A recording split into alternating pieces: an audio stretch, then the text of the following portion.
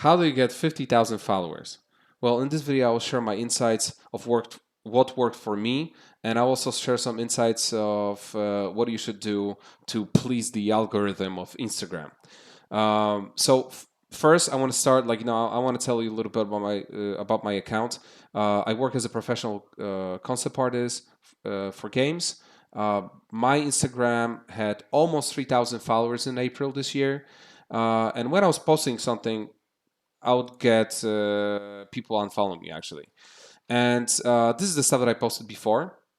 There's some from games, from Cyberpunk and stuff like this. I wouldn't get that many likes. Though I didn't have much followers, much following. It just didn't work. And then what happened was this program, Midjourney.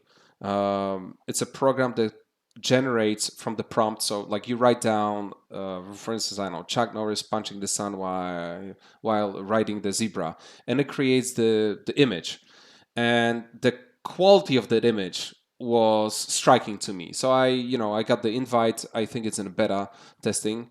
Here's the website. Yeah. And I started figuring out how I can create pretty images, because it's difficult. Once you get it, it's easy. So I started creating those. I created thousands of images, and I started posting them on Instagram just for fun. I didn't care what's gonna happen. I treated it more as a test. And I drew some conclusions, right? Like some of the images, like they get crazy amount of likes. I'll show you where it started. Here's my general art, what I was posting, and then I created this with the AI. It's untouched. Then I tried to overpaint a little bit. Oh, sorry, this is not it. I tried to overpaint and I overpainted. It was also successful, pretty cool. And then I was like, you know what? Like I don't have time, so I'm just going to be posting. Now, um, what I think, like the recipe in general is, you have to post frequently, right? Everybody knows this, and but I don't know, like I haven't seen people like showing how frequently they post. You just assume that like every day and whatever. I'll show you what I posted. I'll go back. I will go back to May. Here, this is my personal art, and then look at the frequency. By the way, the reason why I was posting some of the stuff so frequently was because I wanted to get everything done before August.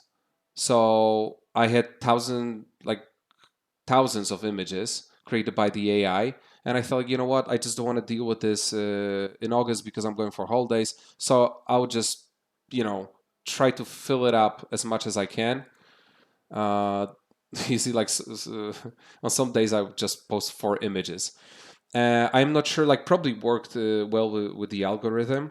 In my head, 1 image a day would be enough, but I was just like cramming that in.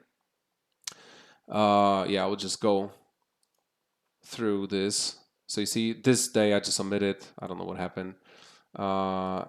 And only 1 image, this week. But so yeah, so that's what I did. That was the first thing. Now the second thing was, I mean, I create art, right? And even though that is not my art, that Midjourney gave me images. They're they have high fidelity, so it's full of detail. It has color, it has light, it has all the information that you will include as an artist if you do the painting and stuff. Some of the stuff, just like most of the stuff, that doesn't make sense. I have no clue what I'm looking at. Like, look at this. I mean, what is this? I don't know. Some of this is more successful, right? Like you see the beetle and stuff, right? It's so random. But a lot of this stuff is just like it makes no sense. Even the cropping is bad. Look, it just cut off the sides of the image. But it gives you the idea that is a finished product. And some people were like wondering, like, oh, did you make this? Is it real? How did you make it? And stuff like this. So that brings me to another thing. This stuff that I posted intrigued people because they didn't know how it's done. Like for example, when you look at the Beatles, like you see this is not a sculpture, but it looks so real that like it intrigued people. So the if you can do whether you're the artist or somebody else and you can intrigue people with the stuff that you create or you post, then I think it's one of the points.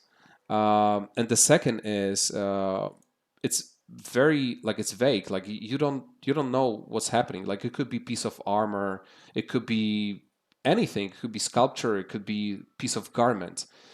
And I think this is also uh, very important thing that people fill in the gaps. And I've heard this concept many times, because when you create the painting and people can fill in the gaps, it's entertaining. And I think that's what happened over here with a lot of these images as well, especially with this one. Like look at this, it has 40,000 likes, and it looks nice. It has that high fidelity. It looks like people don't know what it is, whether it's a art piece created on a computer or in real life from real materials, and you don't know what it is, so you just kind of like you fill in the gaps. Then when you consider Midjourney as a program in the art world, it is pretty popular. I think it also helped that I got on this trending stuff, and I would include always I would include Midjourney, hashtag Midjourney. So I think it also helped because the more people get interested in that kind of stuff and they hear like Midjourney, like if you hear first time about Midjourney, you're probably gonna check it, and you're probably gonna check it on Instagram. So uh, that's what creates the trends that you can kind of like jump on. It doesn't have to be that. It can be literally anything, but you have to observe the market. Actually, I'll tell you what else worked for me was when I was creating Dune. Actually, I'm not very active on Instagram. Uh, I'm active on other websites, and before the Dune movie was about to be released, I was posting Dune stuff on my other websites and was highly successful because it was trending and people wanted to see the movie and they were searching for stuff connected to Dune. So you can do it with I don't know what would be your business on Instagram, but I'm pretty sure like you can find something that is trending and kind of like incorporated into your product or into what your Instagram account is about. Um, what else? What else? Timing. We'll go back to Combine Scheduler. I read somewhere, this is basic knowledge, I think everybody knows this. I'll post between those like happy Instagram hours. So I think it was like between 10 and 13 or 14 o'clock. So I'll just cram in all these between those. Sometimes I'll post because I didn't want to post like every half an hour or whatever. I'll be posting like 16.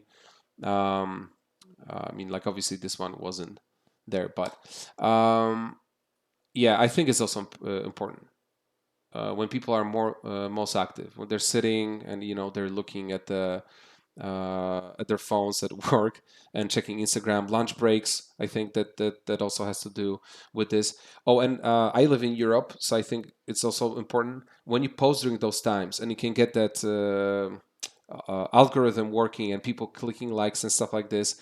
Then the rest of the world, like America, wakes up and they can see your stuff. So I think once you can get like good pieces on your Instagram at these times, and they can uh, get a lot of likes, then it will push it onto the next side of the globe, and people will be clicking likes, and they'll kind of like create a momentum. Um, and the last thing is the Instagram itself. I read somewhere that like you have to be very active, you have to browse and whatever. I'll tell you this: I I don't use Instagram very often. I will go there every day to check how my wonderful pieces of art created by AI are doing, and maybe I'll scroll for 30 seconds and I'll click two likes, and that's it. I didn't endlessly scroll. I didn't sit 2 hours every day.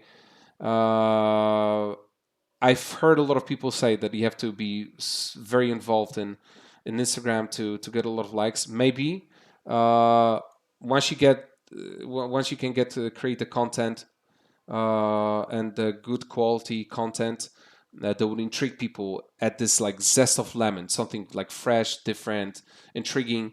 Then I think you don't have to spend that much time on Instagram. Uh, so yeah, I think that's pretty much it. For those of you who are into art, I have created Gumroad video where I explain and show you my prompts, so the little sentences that I use to create these pieces of art. So if you're interested, just hit the link down below, and it'll bring you to my Gumroad store. Yeah, so like, thank you for watching. If you got this far, thanks for your time. I hope it helps you. I don't know. You can write me a comment. This will be probably my only video on my YouTube. But write me, like, if you'd like to see more stuff like this. I'll be happy to share more of my insights about different kind of stuff. Yeah, so thank you. I hope you have a wonderful day, and till the next time.